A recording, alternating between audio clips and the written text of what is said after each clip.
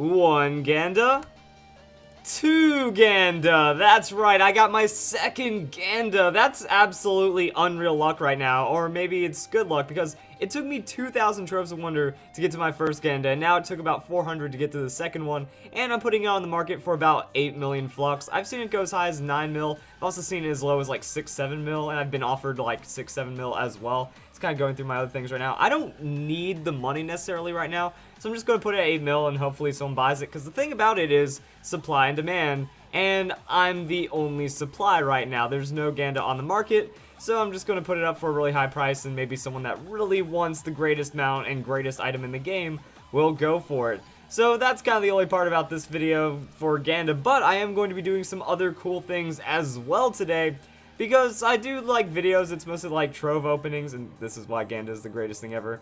And it's mostly Trove openings and stuff, but not too much gameplay. And when it comes down to the gameplay, there's not a lot of it for Trove, but at least today I can do some cool stuff. Actually, I don't think I can do the cool thing now that I think about it, because I have a Dragon Crucible right here, and I want to get the newest mount, Selene the Celestial Storm, but it cost me all of my flux to get, like, Dragon Coins and the stuff, so I don't have enough flux, I don't have enough Primordial Flame, which means that we can go and show some Trove gameplay right now. So if you guys have heard about Trove and you play it, that's awesome. If you guys haven't seen Trove, this is pretty much it. It's a voxel game where you go around and fight stuff and cool things happen, and that's pretty much it. Like, it's a very, very, very repetitive, grindy game. Like, if you cannot handle doing the same thing over and over, game's probably not for you, because it's pretty much you find a dungeon and then you beat up enemies, and I'm just going to ignore all these little guys running around because it's all about that dungeon running. So as you progress, you get better items in the game, and then you end up killing stronger and stronger things. So let's go and attack this dude over here. So yeah, these buildings that kind of stand out amongst the regular riffraff, there'll be a little notification in top right that says, like, go kill something, and then you go for it. So the combat is actually fairly simple as well. Like, I just get to hit one button, and the way my class works is that I go and just dumpster this fool right here. So this is the strongest natural enemy in the game at the moment, and as you can see, I take a little bit of damage. Oh, I don't want to get hit by that punch, though. And I can just finish it off rather easily. So if we go to even a lesser enemy, it doesn't take very long to take out these guys. Also, I'm noticing some lag right now because of the recording mixed with all the fancy graphics and stuff going on. But yeah, I can drop my ultimate ability, hit 2 buttons, and this is the second strongest enemy in the overworld that just gets taken out really quick. So you do that a lot. Like, they don't give a ton of experience. You need to level up your classes based on, like, experience and stuff. So you have to do that like 1,000 times. Maybe not 1,000. That's way too much. You have to do that like 100 times ish to get a class from level 1 to level 20, so it can get fairly repetitive, and also you have to worry about like grinding up your items and stuff. So this is like max loot, max tier items, max level and everything. So that's when it starts getting easy. Until that point, it's a little bit more dynamic. Other classes have better interactions than just pressing the literal 1 key. Like, I just press 1 and win, and that's it. Then you go for your loot and stuff. But right now I'm trying to get some money back so I can actually afford upgrading my guy, because right now, for those of you guys who are playing Trove, there is the event going on for the Lunar Dragon. We need 300 Dragon Coins.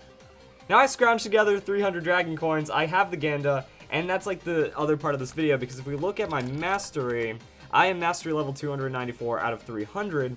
So when the Ganda eventually sells, I can just buy the super expensive stuff, and then I'm in the most elite top players in the game, which is pretty cool. So if this game ever becomes popular, I'll be set. So let's go, and I guess I'll do this off camera, because what I was looking for, actually wait, we're heading to one.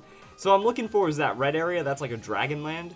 If I go to that dragon land, I can find primordial flames easier, so I can mine those up. So fortunately the game isn't exclusively combat. Like, if you want to grow your combat skills and stuff, you can certainly do that. But if you're really just about collecting and money, you can find some other resources. There's like farming, there's room crafting, you can do a lot of market merching, just be like a merchant and stuff, or you can also be a miner, and this is where it's like, you know, what is a cube-based game if there is not mining and it is not similar to Minecraft?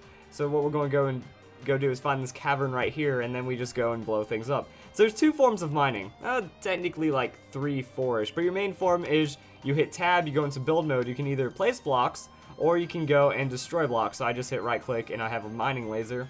But when you're fancy and rich and stuff in this game, that's not how it works. You just throw bombs. So what I'm looking for right here, I'm looking for these orange things, these glowing orange blocks right there.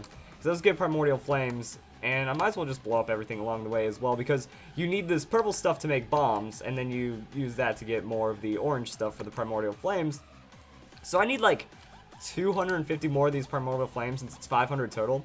And I didn't think about that before I started this video. Oh wow, one got a rare Kurokuri, the Sower of Chaos, from a Chaos chest. That's actually super rare, good for him. Not as rare as Ganda though, but still pretty nice. And that's the awesome thing, like whenever you get something good, it just shows in the chat like, hey, this person got it, go congratulate them for their awesomeness. I've only seen 2 Ganda notifications, and both of them have been mine, so I have no idea how rare the Ganda is. Like, I've only seen like 3 people writing one as well, but I know there's a lot out there because people are consistently opening Troves of Wonder and stuff, and there's a lot of just random rares on the marketplace. So this is the other gameplay loop of Trove, that you just go around. If I wanted to do some merching, I would mine these things up. Those are actually worth quite a bit. But I'm already selling enough things as it is. I don't want to just clutter my inventory with even more stuff. Alright, there we go. I ended up making enough money, so now we can go to Selene the Celestial Storm. Boom. Crafted, finished crafting, and there it is. So now we just learned this. Ooh, New Year Dragon Spirit as well. I think that's going to be an ally, which is pretty nice. So that should give us a ton of mastery. Yeah, that's going to rank us up to 297 mastery, so I'm almost maxed out again. I was maxed out for a while, and we do have a little bit of money left over, which is pretty nice. So let's go and check out this mount that's going to be under, I want to say Legendary Dragon. There it is. Cool. So that's going to be pretty nice, and now we can see how oh yeah, it's super crazy Chinese dragon, and it flies around. Oh my goodness. Actually, the animation on that, pretty nice. This is a very smooth, wily dragon, and that's pretty cool. But at the same time, I have a Ganda, so it makes me not want to do a lot of the other dragons and mounts, because my favorite mount, actually, if we can find it, it's under the adventure box. It's a dragon made of sushi. This, oh, not my dance pad. No, it's not. Dragon made of, nope, I almost did it. There we go.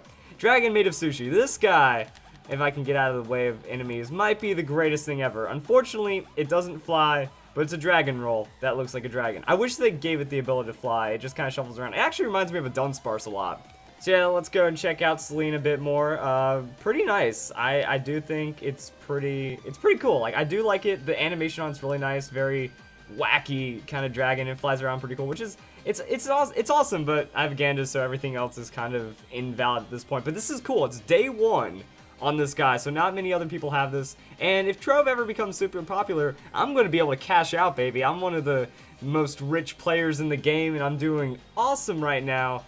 So hopefully you guys, if you are fans of Trove, you enjoyed this video. And if you are interested in Trove, this is kind of it. I compare it to like RuneScape level of grinds.